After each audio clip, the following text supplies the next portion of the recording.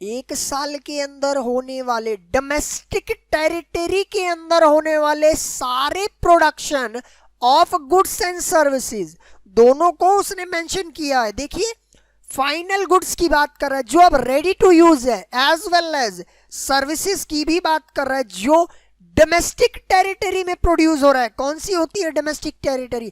Country की boundary की बात कर रहा है, जियोग्राफिकल बाउंड्री की बात कर रहा है। अच्छा, नेक्स्ट इज इनडायरेक्ट टैक्सेस। क्या होते हैं टैक्सेस? क्या होती हैं सर? जो टैक्स गवर्नमेंट को पे करते हैं, आप उसी की बात कर रहे हैं क्या? बिल्कुल मैं उसी की बात कर रहा हूं। जब इनडायरेक्ट टैक्सेस होगा मतलब इनडायरेक्टली वो टैक्स जा रहा है। हाँ सर, कुछ कुछ याद आ रहा है हमको कि अभी जीएसटी लागू हुआ है हाल ही में, और इनडायरेक्ट टैक्सेस और डायरेक्ट टैक्सेस में कुछ चेंजेस करके जीएसटी को लाया गया, सारे टैक्सेस को खत्म करके। यही है बिल्कुल। बट क्या सर?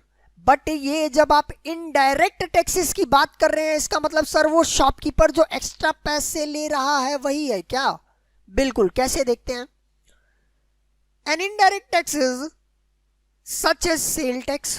क्या क्या होते हैं इनडायरेक्ट टैक्सेस, ये भी हमें जानने को मिल रहा है, जान लेते हैं क्या दिक्कत आ रही है। सेल टैक्स हो गया, पर यूनिट टैक्स हो गया, वैल्यू एडेड टैक्स हो गया जिसको हम लोग वेट कहते हैं, या गुड्स एंड सर्विसेज टैक्स हो गया, जीएसटी जो अभी लागू हुआ है। इतना समझ आया? या एक्सरसाइज टैक्स हुआ, या कंजम्पशन टैक्स हुआ, या टैरिफ भी लगता है वो हुआ। इतनी सारे टैक्स होते हैं, आज जानने को मिला। ये तो आगे आपको बहुत कुछ जानने को मिलेगा, तो टेंशन मत लीजिए, फ्री माइंड से समझिए, सुनिए और नोट करते रहिए। आगे बढ़े। It is a tax collected by intermediary such as retail store. देखते हैं। From the person who bears the ultimate economic burden of tax such as the consumer. मतलब टैक्स एक्चुअल में जो लाइक इस पे किया कंज्यूमर पे, और इंपोज किसने किया? रिटेलर ने, शॉपकीपर जिसको कहते हैं आप। मतलब जहां प्रोडक्ट 3 रुपए का होगा वहां प्रोडक्ट 4 रुपए में बिक रहा है, बिल्कुल उसी की बात कर रहा है ये। और वो इंपोज कैसे हुआ? प्रोसेस ये है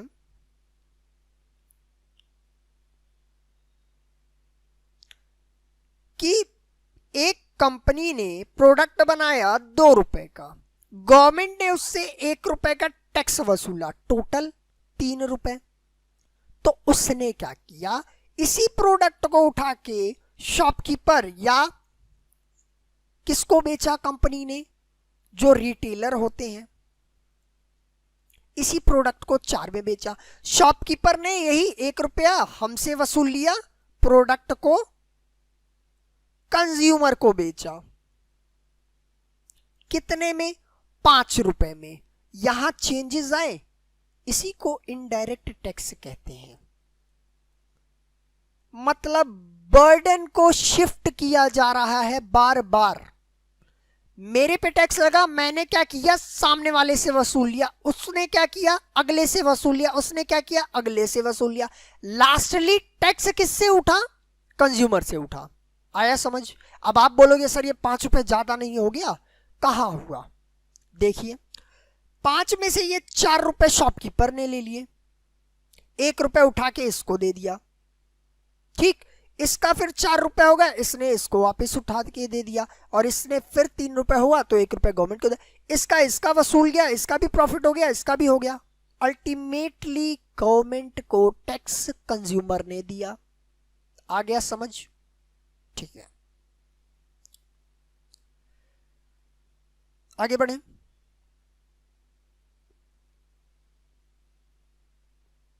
फिर देखते हैं सब्सिडी क्या होती है।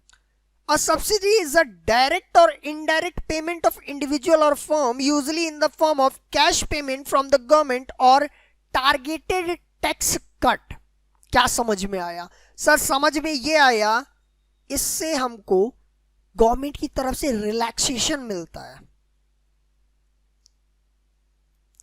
अच्छा, रिलैक्सेशन इन द सेंस कि पेमेंट जो आप कर रहे हो उसमें कुछ कटौती हुई, ये लिखा हुआ है ना, टारगेटेड टैक्स कट, कुछ कटिंग हुई, हमें ज्यादा पे ना करना पड़े, इसलिए कुछ गवर्नमेंट ने हमें छूट दे दिया कि ऐसा है तुम 100 की जगह तुम सिर्फ 20 रुपए कम करके 80 रुपए दो, 100 की जगह 80 दो, 20 रुपए हम तुम्हारा पे करेंगे, सब्सिडी दी।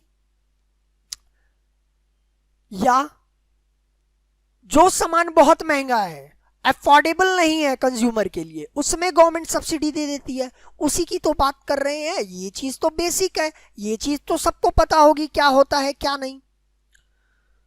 तो अगर कोई फॉर्मूला डिफाइन करने को बोल दे तो मैंने डेफिनेशन सारी एक प्रॉपर वे में आपको दे दिया एज इट इज। ये इतनी चीजें basic concept of national income में मौजूद हैं, सारी चीजें मैंने कवर की हैं लास्ट तक, एक भी चीज माइनर से भी इधर उधर नहीं हुई है, तो टेंशन की जरूरत नहीं है बिल्कुल भी। प्रॉपर नोट्स आप बनाइए, फिर हम लोग थर्ड लेक्चर से शुरू करेंगे, एग्रीगेट के ऊपर बात करेंगे, जो 8 एग्रीगेट्स ऑफ नेशनल इनकम है वो बचता है हमारा, उसके बाद देखते हैं। खैर आते हैं वापस टॉपिक पे अपने। फैक्टर कॉस्ट आएगा फिर आगे। फैक्टर कॉस्ट क्या होता है ये भी जान लेते हैं। फैक्टर कॉस्ट हम कह सकते हैं the cost of item of good, the cost of an item of goods और सर्विस, दोनों यूज हुए हैं। अच्छा, in terms of the various factors, in terms of various factors which have played a part in its production or availability and exclusive of tax cost। अच्छा, मैं इसको कह सकता हूं सर फैक्टर ऑफ प्रोडक्शन पे जो कॉस्ट इनकर्ड हुई, जो कॉस्ट एक्चुअल में लगी, किस पे लगी सर, फैक्टर ऑफ प्रोडक्शन पे जो कॉस्ट लगी, आप उसी की बात ना कर रहे हैं। हाँ बिल्कुल मैं उसी की बात कर रहा हूं, इधर उधर की बात तो कर ही नहीं रहा। क्यों? क्योंकि फैक्टर ऑफ प्रोडक्शन पे कौन सी कॉस्ट लगेगी, अब दिमाग में ये आएगा। भाई आप लैंड पे क्या लगाओगे, रेंट। लैंड पे प्रोडक्शन करोगे तो क्या क्या लगेगा, बिल्डिंग लगेगी, फिर लैंड लेबर लगेगा, कैपिटल लगेगा, एंटरप्रेन्योरशिप, 4 प्रोडक्शन ऑफ फैक्टर्स हैं, उस पे होने वाली कॉस्ट की ही तो बात कर रहा है। ठीक है, फिर आते हैं हम मार्केट प्राइस पे। मार्केट प्राइस क्या होता है? The market price is the current price at which assets and services, asset और सर्विसेज कैन बी बॉट और सोल्ड। मतलब ये उस प्राइस की बात कर रहा है, उस मार्केट प्राइस की बात कर रहा है जो मार्केट में एक्चुअल में सेल करने के लिए अवेलेबल है। जैसे मैं कह सकता हूं बाबू, क्या कह सकता हूं, फैक्टर कॉस्ट है, एक्चुअल कॉस्ट है। भाई जितने का प्रोडक्शन हुआ होगा वही ना कॉस्ट होगी। मैं कहता हूं कि इस पेन के प्रोडक्शन में एक्चुअल में जो पैसा लगा, कितना लगा सर, ऐसा है 15 रुपए लगे होंगे टोटल प्रोडक्शन में, और बिक रहा है मार्केट में ये 20 रुपए का। तो क्या आपको डिफरेंस समझ में आ रहा है फैक्टर कॉस्ट का और मार्केट कॉस्ट का, मार्केट प्राइस का? सर फैक्टर कॉस्ट 15 रुपए हो गई, और मार्केट प्राइस की बात कर रहे हैं जो जिस पे बिक रहा होगा 20 रुपए, यही बोल रहा है। देख लेते हैं। The market price of an asset और services is determined by the force of supply and demand. समझ आ रहा है? जिस हिसाब से सप्लाई होगी उसी हिसाब से डिमांड, जिस हिसाब से डिमांड होगा उसी हिसाब से सप्लाई, और इन्हीं दोनों फोर्सेस के थ्रू मार्केट प्राइस को डिसाइड किया जाता है। ये तो सर सबको पता है। आगे बढ़ते हैं। डेप्रिसिएशन का कॉन्सेप्ट भी आएगा। क्या होता है डेप्रिसिएशन, ये तो हमें भी पता है क्या होता है सर, असेट के ऊपर लगता है, अकाउंट्स में कुछ पढ़े हैं। इतनी छोटी सी बात बोल के आप अपनी जिम्मेदारियों से पीछे नहीं भाग सकते। कैसे? वो ऐसे कि डेप्रिसिएशन क्या होता है मैं पूछ रहा हूं। I am asking you the definition of depreciation. क्या होता है? हरण कहते हैं हिंदी में। चलिए देखते हैं क्या होता है। Depreciation is an accounting method of allocating the cost of an intangible, tangible, which can be feel, which can be touched, which can be seen, or a physical asset over its useful life or life. Life or life? Useful life or life. अच्छा, ये कह रहा है कि ये उस cost को allocate करने का जरिया है कि किस तरह हम प्रोडक्ट को, उस प्रोडक्ट को जो कि टेंजिबल इन नेचर है, उसको यूज कर रहे हैं. कैसे? लाइफ एक्सपेक्टेंसी से. यूजफुल लाइफ और लाइफ एक्सपेक्टेंसी मतलब कितने साल तक वो चलेगा. तो चलेगा तो वो घिसेगा, घिसेगा तो वो खत्म होगा, खराब होगा. तो हम पहले से ही हर मंथ या हर साल जो भी उसका कंडीशन हो उस हिसाब से हल्का हल्का करके पैसा इकट्ठा करते हैं कि ऐसा है अगर ये खराब हो जाएगा तो मैं एक बैग नया कहां से लाऊंगा. बात समझिएगा. तो मैंने कहा कि अगर वो मशीन 1,00,000 की है तो मैं मान लेता हूं इसका सर 10,000 महीने का ये खर्च कर रही है. हर महीने में 10,000 निकालूंगा तो इस हिसाब से मैं करीब 10 महीने में इस नई मशीन की कीमत इकट्ठी कर लूंगा. आया समझ? अब कोई डाउट? देखते हैं आगे. Depreciation represents how much of an asset value has been used up. मतलब डेप्रिसिएशन ये बताता है कि एसेट जो है वो कितना यूज हो चुकी है.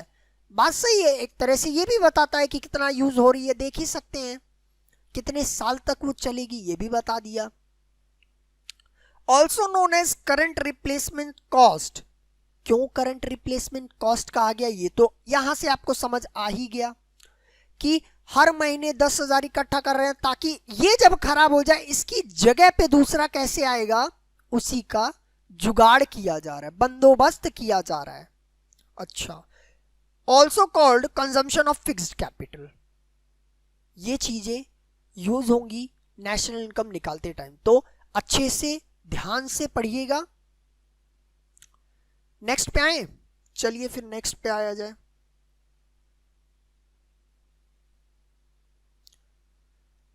डिस्पोजेबल इनकम की बात हो रही है. क्या होता है disposable income? Also known as disposable personal income, DPI कहते हैं इसको. It is the amount of money that household have available for spending and saving after income tax have been accounted for. अच्छा, क्या आया समझ? पढ़ के तो हमें भी पता चला. समझ ये आया सर अगर मेरी इनकम 10,000 है तो मेरा हक कितना है इस पे? इसमें से 2,000 रुपए कट गए टैक्स के तौर पे, 8,000 जो बचा ये प्रॉपर मेरा है. It's mine. मैं इस 8,000 का मालिक हूं, अपने मर्जी का मालिक हूं. मैं क्या करना चाहता हूं आपसे नहीं पूछूंगा. मुझे कोई टोक नहीं सकता सर 8,000 आप कहां खर्च कर रहे हैं, कहां नहीं कर रहे हैं. क्यों नहीं कर सकता? क्योंकि उस पे प्रॉपर हक मेरा है और इसी को डीपीआई कहते हैं. आया समझ? ठीक है.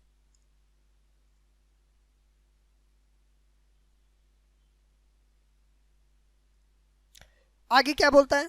Disposable personal income is often monitored as one of the many key economic indicator use to gauge the overall state of economy. और तो और इसी को हर जगह यूज किया जाता है at the time of national income ताकि इकोनॉमी की कंडीशन को बताया जा सके कि किस तरह की कंडीशन है. भाई जब पर्सनली किसी बंदे की इनकम को आप मॉनिटर करेंगे तभी ना बता पाएंगे उस कंट्री की वैल्यू एक्चुअल में कितनी अच्छी है कितनी बुरी. बात समझ में आ रही है कि नहीं आ रही है? ठीक है. अब बात आई अगर डिस्पोजेबल इनकम है तो सर नेशनल डिस्पोजेबल भी होगा कुछ. जब एक बंदे की बात हो गई तो बाकी सबकी भी कर लीजिए. Let's see. National disposable income refers to net income at market price available to the country for disposable. ये उस इनकम की बात कर रहा है, उस नेट इनकम की बात कर रहा है जो कि मार्केट में एक्चुअल में अवेलेबल है खर्च करने के लिए मार्केट प्राइस पे. जैसे it is the sum total of national income NNPFC, domestic income NDPFC, और जब नेशनल इनकम होगा तो क्या होगा, डोमेस्टिक इनकम को क्या बोलेंगे, क्या बोलेंगे, जी एनपीएमपी, ठीक है, जीडीपीएमपी, सॉरी जीडीपीएमपी को बोलेंगे gross domestic product, that is at हम लोग कह सकते हैं डोमेस्टिक इनकम। बट जब आप नेशनल इनकम की बात कर रहे हैं तब बात करेंगे NNPFC, net national product at factor cost. बाकी ये चीजें आएंगी नेक्स्ट लेक्चर में, क्या होता है एनएनपीएफसी, क्या होता है जीडीपीएमपी, क्या होता है जीएनपीएमपी, ये सारी चीजें नेक्स्ट में आने वाली हैं, तो टेंशन मत लीजिए। तो सम टोटल ऑफ किसका देखते हैं, sum total of national income NNPFC, indirect net indirect tax NIT, कैसे आएगा एनआईटी वो भी देख लीजिए। यहां पे हमने देखा है अभी दो चीज, जब आप इनडायरेक्ट टैक्स और सब्सिडी को इनडायरेक्ट टैक्स में से माइनस करते हैं तो एनआईटी आता है, ये नोट कर लीजिए। फॉर्मूला है NIT equal to IT minus subsidies, जिसको इनडायरेक्ट टैक्स कहते हैं आप लोग, आईटी माइनस सब्सिडीज। चलें आगे।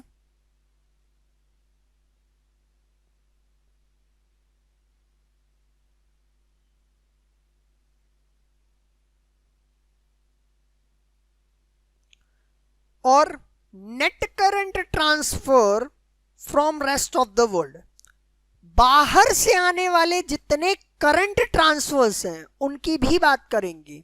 अच्छा, तो वो सारी चीजें जब इकट्ठा ऐड हो जाती हैं तो उसी को नेशनल डिस्पोजेबल इनकम कहा जाता है। इतना समझ आ गया? ठीक है। फॉर्मूला क्या होता है नेशनल डिस्पोजेबल इनकम का, डायरेक्ट अगर कोई पूछ ले तो नेशनल इनकम, ये सर एनएनपीएफसी हो गया प्लस नेट इनडायरेक्ट टैक्सेस की बात कर रहे हैं, फिर net current transfer from rest of the world हो गया।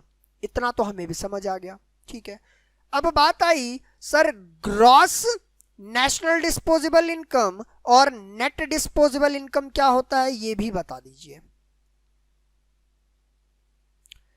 तो जब आप ग्रॉस नेशनल डिस्पोजेबल इनकम की बात कर रहे हैं मतलब इसमें वो फालतू की चीजें ऐड होंगी जो नहीं होनी चाहिए, मतलब ये एक्चुअल नहीं बताएगा। तो जैसे बताया इसने, नेशनल डिस्पोजेबल इनकम में जब करंट रिप्लेसमेंट कॉस्ट मतलब डेप्रिसिएशन का ऐड किया जाता है तो ग्रॉस पता चल जाएगा, और जब ग्रॉस में करंट रिप्लेसमेंट कॉस्ट जिसको हम लोग डेप्रिसिएशन कहते हैं वो जब निकाल दिया जाएगा तो उसको क्या कहा जाएगा, नेट नेशनल डिस्पोजेबल इनकम कहा जाएगा। मतलब मेनली हमें क्या पता चलता है कि जब आप ग्रॉस की बात करेंगे तो नेट या डायरेक्ट लिख लीजिए और बेटर समझना, जब आप नेट की बात करेंगे तो ग्रॉस में से डेप्रिसिएशन हटा दीजिए। इसका मतलब फॉर्मूला एक आज ही पता चल गया, दूसरा एक और एनडीआई का भी पता चला है। मतलब ये एक्चुअल कॉस्ट होगी, ये एक्चुअल नहीं बताएगा। आया दोनों में डिफरेंस समझ? इतना आज आपका बेसिक क्लियर हो चुका है। बाकी आगे जो कल हम बात करने वाले हैं about aggregates of national income, फिर डायरेक्ट कैलकुलेशंस पे आएंगे, क्योंकि हमारा सारा थ्योरेटिकल पोर्शन यहां खत्म होता है। थैंक यू सो मच, मिलते हैं अपने नेक्स्ट लेक्चर में। Wait for me.